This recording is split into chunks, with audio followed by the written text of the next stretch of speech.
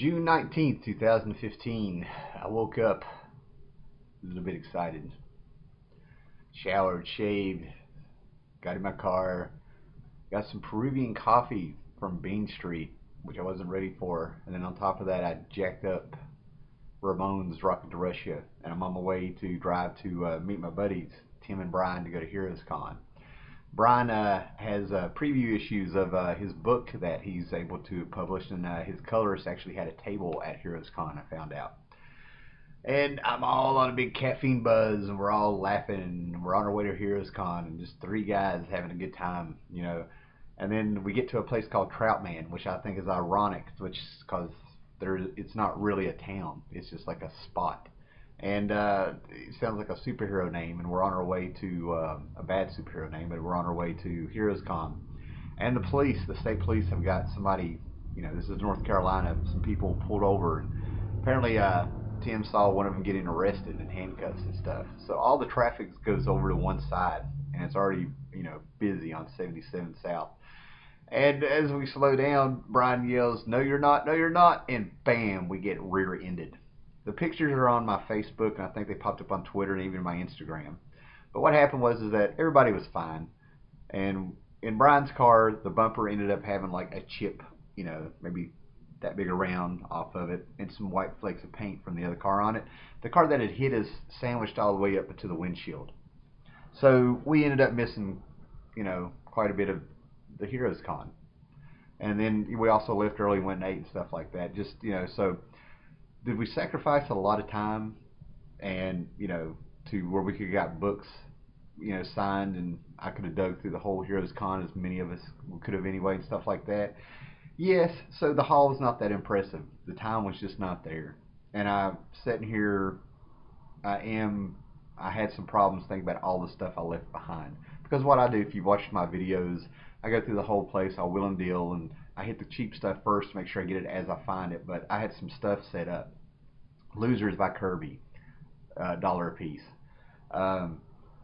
The Superman like 80-page giant that I've always wanted from the 60s, where it was all Bizarro stories. Commandy issues, which I had them all, but they would have been upgrades. Champions, just all this great Bronze Age stuff and everything like that. $1 a piece, and on Sunday they will be 50 cents a piece. But what happened? It's not no big deal, because three of us bonded. We now have an experience. We bonded through carnage and wreckage on the 77 as we melted beside of the 4-lane, waiting for the cops to show up. Oh, yes. Okay, so here's what I got. And like I said, I don't really think it's that impressive, but I'm going to show it to you anyway, okay? All right. And I think I did pretty good considering how short of a time we were there, you know. So in the quarter place, first thing that happens when we walked in, quarter boxes right there. So, you know, I hit him. And this guy's in a great spot because, like, you know, if you walk into Heroes Con and you go right, he's right there. He's the second vendor you'll see, okay? So anyway, I found this. All these are a quarter. X-Force #1, still bagged, no big deal, but it's got that infamous Deadpool card in it. Alright? And that was marked $15, and they had it for a quarter, I think. I think I'm telling that right. Yeah, it's whatever. And then X-Men Annual number 14. This is the first cameo appearance of Gambit. Got it for a quarter. That is going on eBay. The infamous Uncanny X-Men Annual number 11, Alan Davis's first Marvel book, I think, you know, in America. But this is infamous for me because Wolverine ends up regenerating completely from a single drop of blood. Okay, this booth also had every one of those. It looked like they had every one of Trinity. This series that came out weekly by Mark Bagley and Kurt Busiek. They had all 52 issues. It looked like. I have some. I have an app. Well, you know, I have Google Drive where I was going to go through there, but I want to hit this place. So I was going to go back and get them all and see what I did need and stuff. They're all a quarter piece, but I made sure I grabbed a #1. Okay, didn't have time. We went back. Okay, this came out in 1995. No, 1995. 2005. Okay, and I think it was helping build up to Infinite Crisis. I'm pretty sure. But anyway, this was a 4-issue special. And I had the first 3 issues. They came out with a series of mini-series of Adam Strange and Battle for Bloodhaven and all this stuff. Uh, anyway, but anyway, this is one of them, and it was the return of Donna Troy. You know, because Donna Troy had died in the. That's a long story, but it led up to the Titans reforming and having the Outsiders book. But this is the return of Donna Troy. So there's number 4. It's a quarter. I finally get it, and then I look at who's on this: Phil Jimenez, you know, Garcia Lopez, and Perez. So with Garcia Lopez and Perez, I had to get it. And there's another one in here. Look at the backing board. This is the backing board. Okay. On the other side of this backing board is the Big Bang Theory crew drawing as superheroes and stuff. That's pretty cool. All right. Outsiders number 1. You know, it was a number 1 for a quarter, so I got it. It's Judd Winnick, who also does Exiles. Ended up getting some doubles. I knew it. I need one chapter of this Troy, you know, storyline of who is Donna Troy. And I was pretty sure I had it, but you know, I ended up grabbing it anyway. And then all 3 of these were in one bag. Now I'm not gonna lie, I suspected that it had 2 comics in the bag, but not 3. But this is Latter Days, one of the last storylines in the Cerebus 300 issues that Dave Sim was doing. So we got 274, and what I liked is that to know which storyline you were in, he printed all the covers on the back. Okay, so that apparently ended one. This started a new one, Cerebus Latter Days. Well, number 10. It's like I think it was a story in. I'm not gonna get into it now, but anyway, Latter Days, and all of a sudden he's got a broke leg, and he's cracking me up because he's got the Charlie Brown T-shirt on, and he's got more of the covers on there. And then Latter Days 276. I have never seen this one, and it cracked me up because we have a little homage to Spawn there. We have we shall call him Spore. And yeah, that's an interesting way he's drawn him, man, because like he's giving him giraffe legs or something. I mean, with the Charlie Brown shirt, mixing Charlie Brown and Spawn just cracks me up. I don't know why. And there's more covers on there. Okay, I got this. This was an impulse buy because it has Animal Man in it. But Lost in Space with Animal Man, Infinite Crisis crossover. And I now have both parts of the Firestorm Infinite Crisis tie-in books, number 20. But Lost in Space. I think I only need like 2-3 more issues, and I'll finally have every issue of The Secret Six by Gail Simone. There's only 36 of them, and it was canceled wrongfully so due to the 52, you know. And then Rising Stars, I've been finding these. I think there's only like 25 of them or something. You know, the more I find the books, the more I do a little digging, and I kind of remember things and stuff. But I know that J. Michael Straczynski did Rising Stars. I was getting it because back in the day, Wizard did an article and some people were talking like this was going to replace Watchmen. And I was just like, even then, I was like, bullshit. Didn't even feel threatened. And I got the first 15 issues. If you watched my videos, you've seen how I found these here and there, no biggie. But I couldn't stand the art. It was that generic wannabe Mark Silvestri kind of art from the 90s Image and stuff. And then J. Michael Straczynski and Top Cow had a falling out because Straczynski found out that he was left out of movie talks for Rising Stars. So he didn't finish the series for 2 or 3 years, and then he came back and finished it. So I'm hoping that's why we got a better artist here. This has Brent Astro City Anderson on it. Now, if you had Brent Anderson on it doing the art the whole time, I probably would have been right there. All right. First 12 issues of Brave and the Bold. Trying to get that in one random issue by J. Michael Straczynski again. I'm really not that big of a fan of his, but Judd Winnick and J. Michael Straczynski stuff and Mark Waid stuff, I'm a Waid fan, all seem to be finally creeping up. But anyway, first 12 issues of this Brave and the Bold by he and George Perez was fantastic. It kind of makes one big story.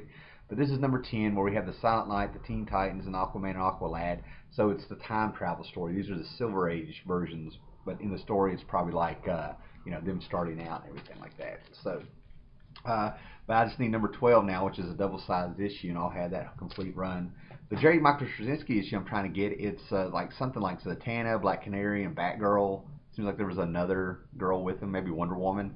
But it's a story, from what I've heard, that ties into Killing Joke in a way, because it's girls' night out, them taking Barbara out the night before the Killing Joke happens, before she gets crippled. All right, I was real excited to get this. I've run across this a couple times, but didn't want to pay the prices that people were putting on there and stuff. But this is the 3 issues Midsummer's Nightmare by Mark Waid and Femi Nazinza from '98. This is where they finally dropped that Justice League, you know, that was going on then, that was just failing miserably and all that stuff. And they brought the Super 7 back. Okay, Batman, Green Lantern, Superman, Aquaman, Martian Manhunter, Wonder Woman, and Flash is in there somewhere. I'm sure, yeah, there's the Flash and everything. And this led into Grant Morrison's JLA books. That's how they got the band back together. Now, this is a volume of Doom Patrol, which I'm a fan of. I think I don't want to down the other, oh man, the John Byrne Doom Patrol and whoever did the other one, I want to say, I don't know who it was, but they had another volume of Doom Patrol that's not even worthy of me talking about it. It's not even going to be a freaking blip in comic book history and stuff. This one was by Keith Giffen, and he came back and he brought the weird in it. And it only ran, I don't know, 23, 24 issues and stuff. I enjoyed it. I don't know if I'd recommend it or not, but I think I'm needing 3 or 4 more issues now to get this. This took a chunk out of it. But some cool stuff did happen in the book, so I'm going to go ahead and tell you. It's number 18. Enjoyed it very much. So that's completing it for me. And another, I can't believe there's a DC 52 series I want to complete, even though it got canceled. I've read 1 or 2 issues, and it was just enough where I was like, cool, the Dial H. So I got Dial H number 0. And then the 3-issue miniseries, there's actually 4 issues in this, but I have 3 of them. But Mark Waid came in, IDW, DC, IDW had the Rocketeer. DC Comics at the time had the Spirit, and Mark Waid got to write this Rocketeer Meets the Spirit series. One of these is a subscription variant cover. I think that number 1 is. So there's 1 more of those. All right, Godland. I now just need 1 issue. This is issue 35. This was, I think, 36 issues by Joe Casey and Tom Scaglioli, which was just a loving tribute to Kirby comics and stuff. But look at the backing board in this. This is what I was talking about. This is the backing board. That's kind of cool, man. I just need issue 23 of that. Anybody has it? Then we go into the Exiles. I am burning through these Exiles. I have never found. I mean, I've got to be really, really, really close to having the entire 100 issues of the Exiles, because not only am I finding them, I'm finding them super cheap. I mean, I've only been trying this for 2 or 3 months, and I have just burned a hole in these, man. So I keep finding them. Anyway, here's issue 43. I'm just going to fly through this because there's a bunch of them. 44. I'll just show the covers while I talk about it, but I kind of dig this book for a Marvel book because number 1, it's its own little corner. It got to do what it needed to do because it's not part of any continuity. But basically, it's kind of like Suicide Squad in the 80s meets, like I said, there's a Shadow Foundation or something, an anonymous person or people or something who has recruited all these people from various timelines and multiverses, like Age of Apocalypse and stuff, and a planet where Mimic became a member of the X-Men and has been there since the Silver Age instead of, just how they did them in the regular Earth 6-1, Marvel Universe and stuff. But anyway, they all get together and they have to complete missions. They're sent from place to place where they have to fix history or do something to make the timelines right or make that multiverse right and stuff. And they found one Earth where the Skrulls took over in the 1800s, but they left us alone, but we're still stuck like in the 1800s while they take the people with powers and the mutants and whoever has super abilities and they throw them in gladiator pits. And then Galactus is coming, and the Skrulls don't think a thing of us, so they just take off, and we're left here with Galactus coming, and we're stuck with the technology of the 1800s and stuff, and all this stuff. This one right here, there's a X-Men story like in the 190s where was his name Kulan Gath? Can't remember his name, but it was a wizard, evil wizard from the Conan Hyborian Age books, and he came into Manhattan messing with the X-Men stuff, and he turned the Avengers and Spider-Man, anybody there. Manhattan became the Hyborian Age, So they went back and revisited that. That's a double. Ended up getting a few doubles. But anyway, but to me, it's like you can say timelines, you can say multiverse and stuff. To me, it's a bunch of heroes bouncing from Earth to Earth, like in DC, where it's they had the multiple Earths, and it blows my mind how people would always complain how it's a DC Marvel thing. To me, when DC had their Infinite Crisis and their multiverse, and they had Earth 2, and they actually had All-Star Squadron, and they had books that took place in Earth 2 and crossovers and stuff, people were confused, man. But when Marvel does it, nobody has a problem, And I'm not saying that's a slam, that's an observation. Chris Claremont came on at the last, 10 issues, then they rebooted it. So, yeah. Got a ton of those. And keeping on with the Exiles, here's some dollar books. This is the place where they had all the good stuff that I just did not have time. Oh, man, it was awful. I should have just freaking... Anyway, here's Exiles number 3. Now, for that cover, that is a Mike McCone cover. And I love it because what has happened is Wolverine has, you know, both his fists up to his face, and he pops all 6 claws. You can see each member of the Exiles reflected in those claws. Very, very nice cover. Exiles number 5, 4, 5. Yeah, number 5. I need number 4. They play around with the remissions where they end up, you know, at the trial of Phoenix right before they go on the moon with the X-Men during the death of Phoenix to fight the Shi'ar Guard. That's a loose interpretation of the Legion of Superheroes. Not that loose. You can identify everybody pretty good. Exiles number 33. I've already got that one. I needed part 2 of that story, not part 1, so that'll probably go on there. Oh, Jezebel. Oh, now we're in here. Jezebel Jade. Now we're in here, man, okay? Jezebel Jade. Jade is from the Johnny Quest cartoons in the 60s. She only popped up in 2 or 3 of them. And you could obviously tell if you were a grown-up that she and Race had something going on. And she got a 3-issue miniseries. William Messner Loebs wrote it, and I think it's Adam Kubert drew it. 3 issues. These are very hard to find. This is the only one I've ever seen. Now, do I know if they're valuable or not? I doubt it. I mean, I don't know, you know, but they're hard to find. So I need to. But and then also I got this one, Johnny Quest number 21. Get closer to completing it. Big shout out to Scott X1307 for completing his. But what I love about this is on the back of it we have. I don't know if this is just a pin-up or if they're showing the next issue, but that's Mike Mignola drawing Johnny Quest. I'm like, woohoo! Big plus for me. Alright, getting closer and closer. I think I only need like 6 or 7 now, and I'll have all the Secret Wars 2 crossovers. I had this issue for years. Why it's not in my collection, I don't know. This is issue 260, but this is when John Buscema, that's how you say it, Tom Palmer was burning up the art. Roger Stern was writing some great stuff. But this ends up being a John Byrne cover, and I never knew that all those years. Alright, Green Lantern 1 million. Okay, I'm really close to having all these finally. And then, but this one is a treat because it has Brian Hitch art, and inside of it he draws the Justice League. And as I'm recording this, there's this big miniseries coming out that everybody seems to be excited about, including Hitch. He just claimed that it was like the story he's been wanting to tell since he was a kid, or the book to be on. But he's drawing and writing a Justice League miniseries. Well, he draws the Justice League in this. Could this be his first Justice League, you know, drawing the Justice League? Who knows? Will that make it a key? Probably not.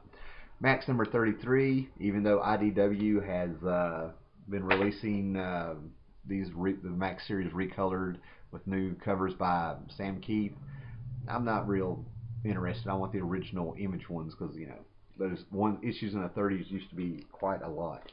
Alright, Boba Fett one-shot, Bounty of Barracuda. Yeah, I grabbed that. And, you know, there's been some people going back and forth, you know, okay, Marvel has got the license, you know, Disney's handed Marvel, you know, their Star Wars books again, you know, since they own everything.